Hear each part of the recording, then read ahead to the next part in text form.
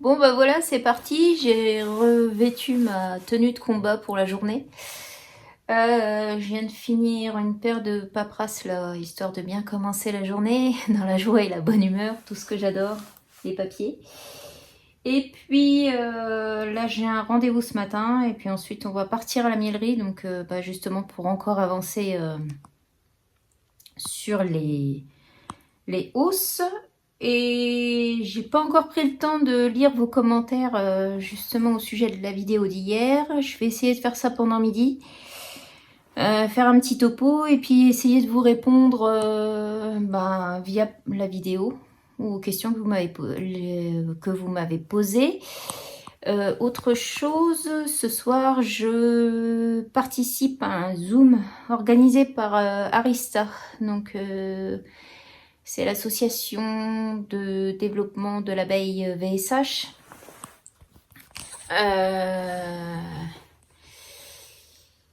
Voilà, donc je participe à ça ce soir. Ce soir, c'est sur la biologie du varroa, donc je pense que ça nous concerne tous. Je pense que vous pouvez le suivre en direct sur Facebook, sur le site d'Arista Bee Research Belgium, je crois. Si je suis bien sûre de moi, je vais vérifier. Oui, donc je viens de vérifier, c'est bien ça. Donc c'est la page Facebook, c'est Arista Bee Research Belgium. J'ai un super accent, je le sais. Et vous pouvez vous connecter ce soir. Donc la réunion en ligne au sujet du varroa, elle commence aux environs de 18h30, je crois. Donc il y a un accès pour tout le monde pour le moment. Il y aura d'autres formations prévues pour les personnes qui sont adhérentes à Arista. Donc à ce moment-là, si vous voulez en faire partie ou aider le projet, vous pouvez envoyer un petit message via Messenger à ce groupe.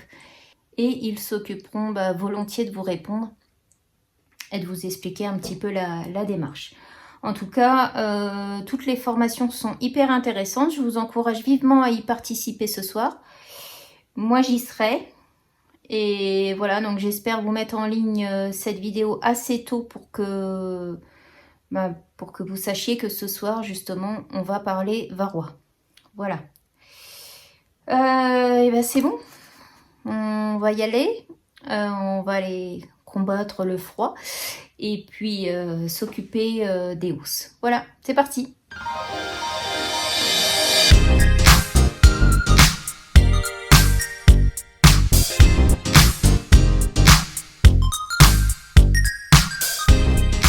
On se retrouve à l'atelier, donc comme je vous avais dit. Ce matin, j'ai fini de terminer de mettre mes cavaliers et non pas des crampillons sur les hausses. Donc pour faire justement ici la bande intercadre sur mes hausses 8 cadres.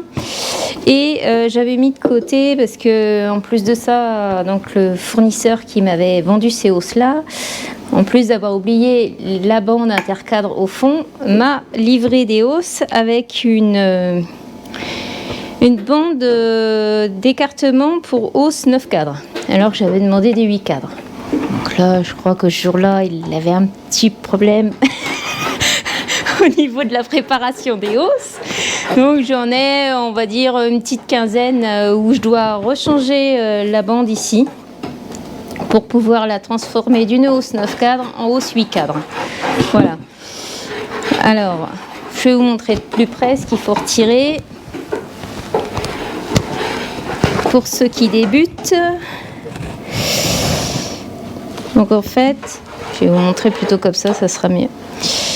Ma hausse, en fait, ici, c'est une bande d'écartement pour 9 cadres. Il y en a 2, 4, 6, 8, 9. Et moi, je travaille tout en hausse 8 cadres. Je vous expliquerai après pourquoi je travaille tout en hausse 8 cadres. Si ça fait un peu de bruit, c'est Pauline qui fait... Elle fait énormément de bruit. Elle est toute petite, mais... mais elle est énormément bruyante. Je plaisante. Et donc c'est cette bande là que je vais retirer donc avec mon tournevis, et je vais remettre une bande d'écartement 8 cadres que j'ai ici. Donc j'en avais d'avance, donc là ça tombe bien. Et je vais remettre ma bande 8 cadres ici à la place de ma bande 9 cadres. Voilà. Donc autrement dit, pour les hausses, je vais en avoir presque pour la journée. De réparer tout ça et puis on sera pareil pour la saison 2021. Voilà, donc je suis obligée de faire sauter donc tous les petites pointes qui tiennent la bande d'écartement. Et puis après, je vais venir reposer ma bande juste dessus.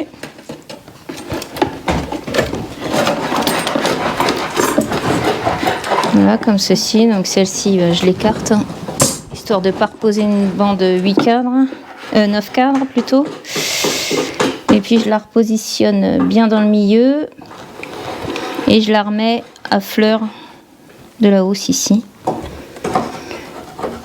Pour que les cadres reposent bien sur le montant en bois ici. Alors là, je vais m'armer de mon super marteau qui vous a tous impressionné hier sur la vidéo. Le tout, c'est pas de se taper sur les doigts. En même temps, ici, vous êtes dans une ferme. Hein. On n'est pas là pour jouer à la dinette avec des petits marteaux. Donc c'est pour ça qu'on est équipé de gros marteaux pour pouvoir travailler dur. Voilà. Seulement, les pointes sont tellement petites que je fais très attention à mes doigts. Je voudrais pas perdre un ongle. Voilà. Bon, puis vous connaissez la suite, hein. On enfonce toutes les pointes et puis hop, la bande d'écartement est remise à sa place. Maintenant, ce que je voulais vous expliquer, c'était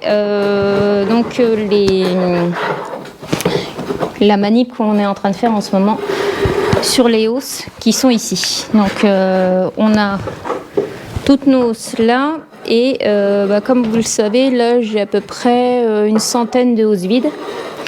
Donc pour remplir mes hausses en bois, je vais utiliser ces hausses-là. Donc le principe, c'est que je retire les 2 cadres de milieu, comme ceci. On va gratter toutes les têtes de cadre pour que les hausses soient nickel. Et puis on va ensuite, donc les cadres qui viennent du milieu de ma hausse, il y a Peps qui est là, attention. Les 4 qui viennent du milieu de ma hausse, donc je les mets de chaque côté. Donc j'en mets 3 bâtis et au milieu je vais mettre 2 cires gaufrées. Et on va faire ainsi de suite. Alors moi je travaille principalement en hausse 8 cadres. Je vais vous expliquer pourquoi. Parce que j'ai une machine à désoperculer. Donc, vous avez dû voir la vidéo sur la miellerie il y a quelques temps. Et en fait quand vous travaillez en hausse 8 cadres, ça permet aux abeilles d'étirer la cire. Il y a un intercadre qui est beaucoup plus conséquent que sur une hausse 9 cadres. Et du coup, ça me fait une belle opercule de cire bien épaisse. Et pour passer dans les couteaux de la machine à désoperculer, c'est beaucoup plus facile. Ça me fait un peu plus d'opercule, ça fait un peu plus de cire aussi. Donc c'est pour ça que je fonctionne avec que des hausses 8 cadres. Et puis là, donc en remplissant mes hausses là, l'avantage c'est que je remets 2 cires gaufrées dans chaque hausse. Ça permet d'avoir une rotation et de travailler avec des cadres qui sont pas trop vieux. Après, on m'avait posé la question pour savoir pour les cadres qui sont un peu plus vieux, un petit peu comme celui que je vous avais montré là, je ne sais plus lequel. Celui-là, non, même pas. Je pensais avoir un cadre un petit peu plus âgé dans l'eau. Ça va faire partie des cadres, je pense qu'on va réformer l'année prochaine. Parce que généralement, mes hausses dans la totalité, je les repasse toutes en revue, généralement tous les 2 à 3 ans. Tous les 2 à 3 ans, on regratte toutes les hausses, donc toute la tête des hausses, le dessous des cadres, tout le montant des hausses aussi, toute la partie là, je vais tout regratter, toute la partie ici où repose la tête des cadres, je vais la gratter aussi, celle-ci, et aussi le dessous de la hausse. Donc tout ça, on le regratte et moi ça me permet de récupérer de la propolis de grattage. comme là avec Pauline. Donc en fait, c'est toutes les particules là qui sont un petit peu plus foncées, un petit peu plus rouges. Je vois si vous les voyez bien, là, ici. Donc ça, c'est de la propolis. Vous me demandiez comment je faisais pour récupérer la propolis, tout ça. Alors, je vous laisse regarder ici le lien qui vous mène sur la vidéo. C'est une vidéo que j'avais faite sur la propolis de grattage. Dedans, je vous montre comment on sépare la cire de la propolis. Donc simplement un nettoyage à l'eau. Donc je vous explique tout ça. Et puis le fait de sécher la propolis pour ensuite la conserver. Et puis après, il y en a qui me demandaient les débouchés. Là, je pense qu'il y a toutes les plateformes Happy Service, tout le système de petites annonces apicoles. Et mine de rien, la propolis, il y a énormément de personnes qui en recherchent, soit pour faire des savons ou des préparations. Et là, il y a largement assez de demandes pour vendre sa propre propolis. Voilà, et je pense que j'ai déjà répondu à pas mal de choses. Je vais revenir sur le cycle de la cire. Donc, j'ai une personne qui m'avait demandé ce que je faisais de mes cadres de hausse qui étaient trop vieux. Généralement, je les refonds. Je les fais repartir... c'est bon. Je les fais repartir dans le cycle de la cire avec tout ce qui est fonte de fondoir, tout ça, en fait tout ce qui est cire propre. Après, je refonds ça, je refonds les cadres de hausse et je refais un bloc avec la cire de hausse, la cire qui vient des hausses qu'on a mis à lécher parce qu'il y a toujours une petite pellicule de cire au fond de la remorque aussi. Donc tout ça, tous ces cadres-là, ça repart dans le cycle et puis généralement je la revends à mon cirier. Donc mon cirier, vous avez été nombreux à me demander son adresse. Donc il s'appelle Mathieu Berchi, il habite Fénétrange. Donc il a son bâtiment là-haut, donc il vend de la cire gaufrée. Et aussi, il rachète de la cire et il fait aussi du gaufrage à façon, comme je lui demande pour chez moi. Donc, c'est-à-dire que vous amenez votre lot de cire et vous repartez avec votre cire gaufrée. Voilà. Je pense que vous trouverez toutes ces coordonnées sur Internet. Vous tapez apiculture Berchi à Fénétrange et puis là, vous allez retrouver ces coordonnées. Parce que mine de rien, vous avez été nombreux à me demander ces coordonnées. Donc là, je pense que cette fois-ci, c'est bon. Vous allez pouvoir le contacter. Voilà. Oui, ensuite, j'avais donc la question d'une personne qui me demandait pourquoi j'avais des souris dans mes mini-plus. En fait, je pense que cette année, je suis vraiment embêtée avec ça. C'est même une des premières années. D'habitude, j'en avais une ou deux mini-plus qui étaient infestées de souris durant l'hiver. Mais là, cette année, ça se compte plutôt en vingtaine et trentaine de mini-plus.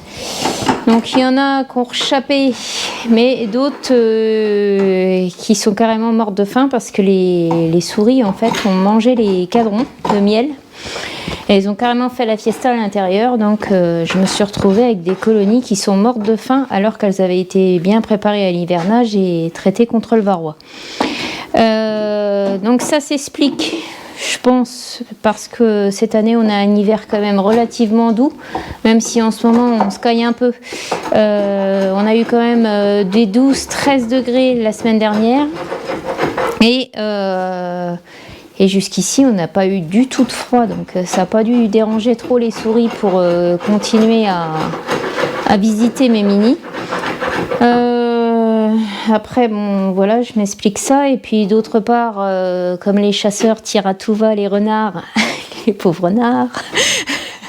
Donc du coup, je pense que c'est un peu l'inconvénient de ça. Les renards ne mangent plus les souris se reproduisent à tout va et je pense que maintenant on se retrouve avec des endroits où il y a des souris, des nids de souris tout partout. Même en se promenant dans les ruchers, on voit il y a carrément des galeries, c'est carrément impressionnant. Donc voilà, on retirerait le renard de la liste des nuisibles. Je pense que ça ferait du bien à tout le monde, à moi-même également. pour une autre raison, mais voilà, je pense qu'à force de détruire toute la nature petit à petit, et ben on a la répercussion derrière, et voilà, je pense que l'hiver doux, l'absence de renards, tout ça, c'est des facteurs qui ont un peu favorisé la casse que j'ai cette année. Voilà. Qu'est-ce que je voulais dire d'autre à ce propos? Oui, donc j'ai un collègue qui m'a contacté. Je pense que je vais utiliser plutôt la solution de mettre un petit grillage agrafé devant l'entrée de la Mini Plus pour leur permettre de pouvoir évacuer les abeilles mortes dès qu'il y a un petit redout. Et je pense que je vais me tourner sur cette solution-là parce que bon, jusqu'ici, j'ai pas trop d'alternatives. C'est un peu con de perdre ces colonies à cause de souris, mais là, bon, voilà, c'est comme ça. Après, bon, faut être confronté au problème pour après se dépatouiller et trouver des solutions. Et c'est un petit peu là ce que je vais faire à ce niveau-là. Après, ouais, j'avais eu une petite réflexion qui m'a pas trop plu sur Facebook. Je pense que je suis assez gentille avec vous pour éviter de me dire que je vis au Moyen-Âge. Voilà, alors je vais reprendre pour ce qui est des hausses. Elles m'ont été livrées sans la rainure en bas pour l'intercadre. Donc je ne vis pas au Moyen-Âge, c'est pas moi qui les ai commandées comme ça, elles sont arrivées ainsi. Hein. Donc si vous pensez que moi je vis au Moyen-Âge, je pense que vous êtes un peu un homme de Cro-Magnon, pour me parler ainsi. Et je pense que bon, voilà, me dire « Ah, mais tu sais, ça existe les bandes intercadres avec les housses toutes construites. » Oui, oui, je suis bien au courant, sauf que quand je les ai commandées, elles m'ont été livrées comme ça, donc sans bande intercadre en bas et en plus avec une bande d'écartement 9 cadres et 10 cadres, parce que je viens de voir ça à l'instant. Donc voilà, donc je pense que ce genre de réflexion, vous pouvez vous les garder. Je pense que je suis assez gentille avec vous pour vous partager des vidéos pour éviter de m'en prendre un petit peu dans les dents comme ça, bien gentiment. Voilà, je suis prête à recevoir des réflexions quand elles sont vraiment bien construites, mais quand c'est comme ça me fait pas plaisir. Voilà, même si je le prends à la rigolade, voilà, ça me fait un petit peu marrer maintenant parce que je pense qu'il faut que je prenne tout au second degré parce qu'il y en a quelquefois, c'est un peu dur de les supporter. Voilà. Bon, je pense qu'on a fait le tour. Désolée de finir sur cette petite note désagréable, surtout que j'aime pas trop faire ce genre de choses-là. Je vous dis à la toute prochaine, et puis je passe aussi un petit coucou à l'Allemagne qui nous regarde en ce moment où il fait moins 20 degrés. Et je leur souhaite bon courage, le printemps n'est plus très loin. Et puis je vous dis à tout bientôt pour une prochaine vidéo. À ciao, et surtout ne loupez pas le Zoom ce soir à 18h30 sur Facebook. Les places sont limitées, donc il n'y aura pas de la place pour tout le monde. Donc dépêchez-vous de vous connecter et puis voilà, passez un bon moment sur la biologie du varroa grâce à Arista. Et puis n'oubliez pas de faire un petit don au passage, ça peut toujours aider. Voilà, je vous souhaite une bonne soirée. À bientôt.